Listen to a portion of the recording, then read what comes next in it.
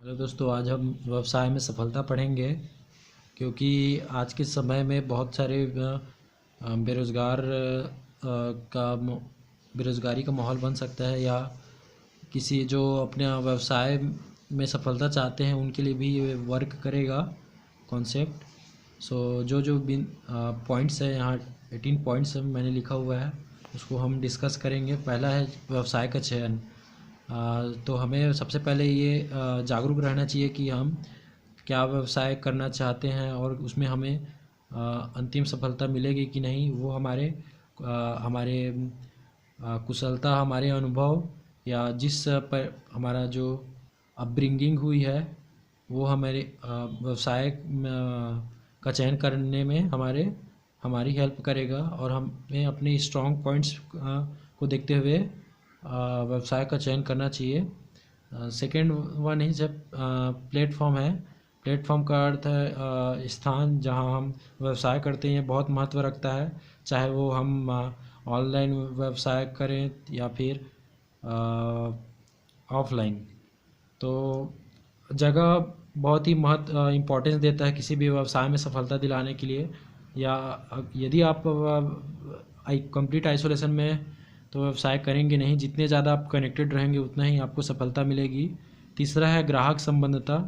ग्राहक के साथ एक मजबूत संबंध बनाने से ग्राहक आपको हमेशा बांध कर रखेगा, हमेशा आपके साथ रहेगा। चौथा है प्रचार। प्रचार आपके व्यवसाय को विस्तार देगा।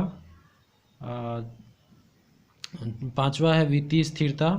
व्यवसाय में कभी कभी अस्थिरता आ जाती है, तो हमें वित्तीय स्थिरता बनाए रखने की ज़रूरत है। हमें उसके लिए कुछ उपाय कर सकते हैं, जैसे हमारे पास बैकअप प्लान हो सकता है, या कुछ और एसेट्स के रूप में हो सकते हैं, या फिर बैंक हम अपने ही नए ढांचा बैंक का बना सकते हैं। उसके बारे में हम पढ़ेंगे आगे। छठवा है सेवा का स्तर। सेवा का स्तर बहुत ऊंचा रहने से आपकी प्रतिष्ठा और कीर्ति रहेगी, जिससे ग्राहक आपको कभी निराश नहीं करेंगे। आप ग्राहकों से खुश रहेंगे। ये एक ग्राहकों के नज़रिए से है। और सातवां है व्यवसाय की स्थिरता। हम इसके बारे में व्यवसाय की स्थिरता है। तो व्यवसाय की स्थिरता हम बनाए रखने चाहिए, क्योंकि यदि हमें असफलता मिले तो हमें उसे छोड़ना नहीं चाहिए।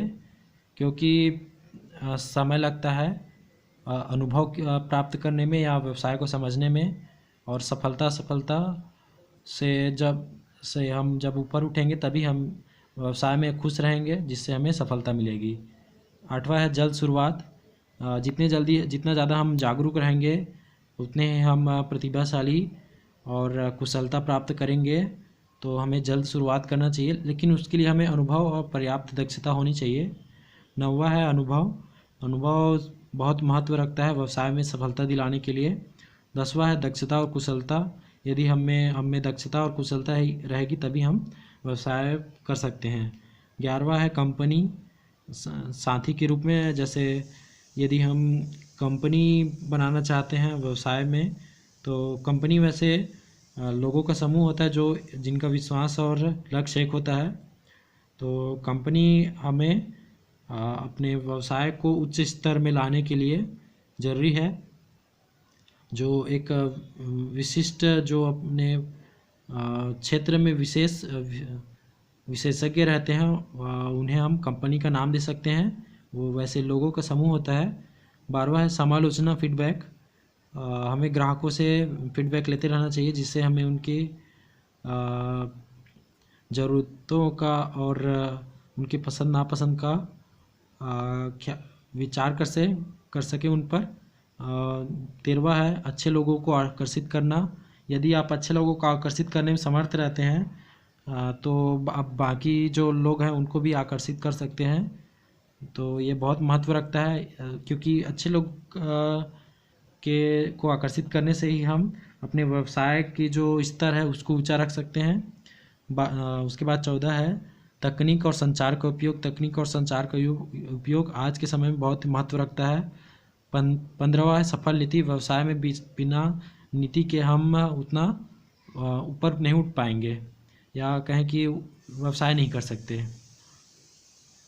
16वां है व्यक्तित्व से न्याय। आपका व्यक्तित्व आपके बिजनेस के अनुरूप है या व्यवसाय के अनुरूप है या नहीं, या आपको तय करना होगा। क्योंकि जैसा कि हम प्राचीन सभ्यता में हम जानते थे कि व्यवसाय को भी 4 भागों में डिवाइड किया जाता था, विभाजित किया जाता था, ब्राह्मण, क्षत्रिय, वैश्य, शूद्र। तो वैसे वो भी बहुत महत्व रखता है, क्योंकि उसकी एक अपनी इम्पोर्टेंस है, महत्व है। क्योंकि यदि हम किसी जैसे कोई ब्राह्मण है, यदि वो शूद्र या उसके मतलब उसकी कुशलता उसमें अपने व्यक्तित्व से वह न्याय नहीं करेगा, तो कुल मिलाकर वही बात है। तो हमें अपने व्यक्तित्व और हमें अपने जो शक्तिशाली पॉइंट है, शक्ति जिसमें हम कुशल हैं, जिस क्षेत्र में हम कुशल हैं, उसको चुनना चाहिए। और जैसे हमारी अपब्रिंगिंग हुई, संस्कार जैसे हुए हैं, उसके हिसाब से हमें अपने व्यक्तित्व से न्याय करना चाहिए। और हमारे जो व्यक्तित्व है वो भी विभिन्न प्रकार के व्यक्तित्व होते हैं। तो हमें अपने व्यक्तित्व का विशेष निरीक्षण करना चाहिए, विनिग्रह करना चाहिए, जिससे हम या अपने गुरु से या टीचर से गाइडेंस, जो आपके मेंटर हो सकते हैं, उनसे हमें सलाह लेने चाहिए, क्योंकि वो हमारे उनसे बेहतर समझ सकते हैं, उनके पास अनुभव हो सकता है। 17वां है संचार कुशलता। संचार कुशलता बहुत महत्व रखता है आपके व्यवसाय के लिए, क्योंकि हम जैसे एंटरप्रेन्योरशिप में पढ़ते हैं तो संचार उसमें बहुत महत्व रखता है। और 18वां है आपका संकल्प। ये आपका व्यक्तित्व या चारित्रिक गुण है, संकल्प, जो आपको सफलता दिलाएगा। धन्यवाद। और इसके बाद जैसे हम आगे पढ़ना चाहेंगे तो वो जैसे ये है हमारा एक्सप्लोजन ऑफ एंटरप्रेन्योर। ये कॉन्सेप्ट है कि हम आज के समय में आप एंटरप्रेन्योर्स की बहुत ज़्यादा ज़रूरत है, जो हमें आर्थिक विषमता से बाहर ला सकते हैं। बहुत सारे विद्वान हैं जो अर्थशास्त्र के या उद्यमशीलता के, उन्होंने कहा है कि उद्यमशीलता या उद्यमी इतिहास में क्रांतिकारी परिवर्तन ला सकते हैं। तो यही समय है। तो हम जैसा पहला जो हम डिस्कस करेंगे, हाइड्रोजन बैंक वह सिद्धांत है जिससे हम धन के भंडारण व संचरण करके आय को बढ़ा सकते हैं। इसके 4 स्तंभ हैं, वातावरण, तकनीक, शेयर मार्केट, और चौथा संबंधता। ये एक ऊपरी प्रारूप है हाइड्रोजन बैंक का। ये सभी हाइड्रोजन बैंक से ही संबंध रखते हैं। ये इनका मैंने अलग से अस्तित्व नहीं बनाया। शेयर मार्केट बहुत सारे होते हैं, सेंसेक्स, निफ्टी, उसके बारे में आप जानते ही होंगे। तो इसका मॉडल इस प्रकार का है। हाइड्रोजन बैंक आय का स्रोत हो सकता है, और हीलियम बैंक आय के प्रबंध के लिए है। इसमें 13% आपको कंपनी को देना होगा, 13% बिजनेस और 13% डोनेशन आप परोपकारी के, आप फिलंथ्रोपी के वर्क भी होता है। और आप ग्राहकों को आकर्षित करने के लिए भी कर सकते हैं। जैसे एग्जांपल के तौर पे इलॉन मस्क टेस्ला कार के साथ एनर्जी प्रोवाइडर का भी प्रबंध करते हैं। और 10% इन्वेस्टमेंट के लिए फिर से हाइड्रोजन बैंक में जाएगा, जो कंपाउंडिंग इफेक्ट के रूप में, चक्रवृद्धि प्रभाव के रूप में कार्य करेगा। चक्रवृद्धि प्रभाव को आइंस्टीन ने 8वें अजूबे के रूप में कहा है। तो आप इस समझ सकते हैं कितना महत्वपूर्ण है ये। उसके बाद है helium bank. Helium bank hydrogen bank का से अलग है, जिसमें आय का 4 भाग किया जा सकता है। पहला होता है कंपनी, दूसरा होता है बिजनेस, तीसरा होता है डोनेशन, चौथा होता है इन्वेस्टमेंट, जैसा कि मैंने ऊपर लिखा है। तो इसके बारे में विस्तार से जानते हैं। पहला होता है वातावरण। आय का प्रमुख स्रोत है उद्यमी के लिए। पहला, नवाचार। यदि आप कुछ नया लाते हैं समाज में, तो बहुत ही क्रांतिकारी परिवर्तन लाता है, और जिससे आपका समाज में एकाधिकार हो जाएगा। आप मतलब धन अर्जित करने में बहुत ज़्यादा सक्षम हो जाएंगे। दूसरा है नए उद्योग।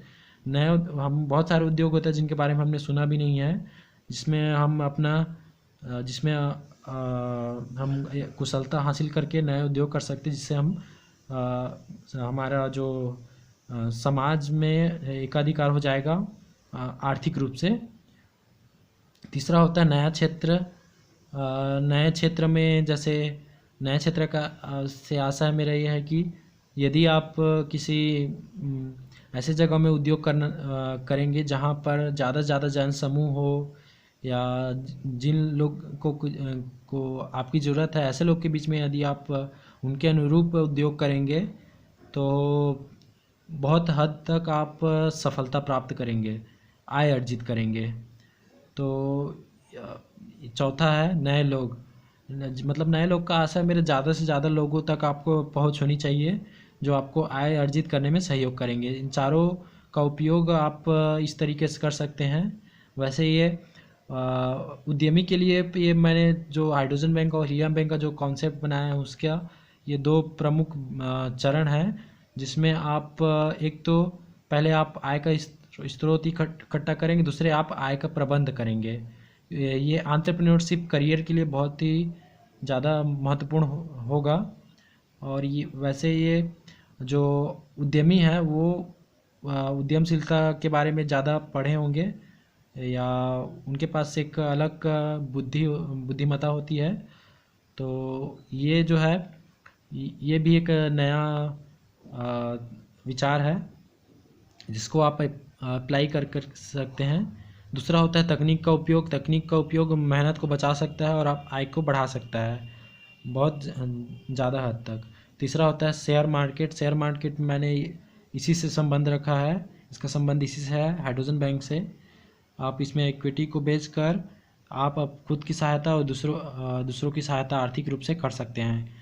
जैसे मान लीजिए किसी कोई बैंक, मान लीजिए एक कंपनी है जैसे लर्निंग स्टेशन, उसमें अगर आप 10% बेच देते हैं अपने इक्विटी को, तो दूसरे जो लोग इन्वेस्ट करेंगे उस 10% में, उससे आप अगर आपकी सफल होते हैं तो आपको भी फ़ायदा होगा और जो लोग इन्वेस्ट कर रहे हैं उनको भी फ़ायदा होगा। इस तरीके से आप पारस्परिक आर्थिक सहायता कर सकते हैं। चौथा है संबंधता। अपने ग्राहकों के साथ आपको मजबूत संबंध होनी चाहिए और नए क्षेत्र में संबद्धता होनी चाहिए, ज़्यादा से ज़्यादा आपकी पहुंच होनी चाहिए जो आपको आय को बढ़ा सकते हैं। दूसरा उसके बाद है हम हीलियम बैंक पढ़ेंगे। हीलियम बैंक एक आय का प्रबंध है। कंपनी के उद्योग को चलाने और विकसित करने का प्रमुख स्तंभ है। कंपनी लोगों का समूह जिनका विश्वास और लक्ष्य एक होता है। अगर आप उच्च स्तर की कंपनी बनाना चाहते हैं तो आपको उसमें निवेश करना होगा। बिजनेस।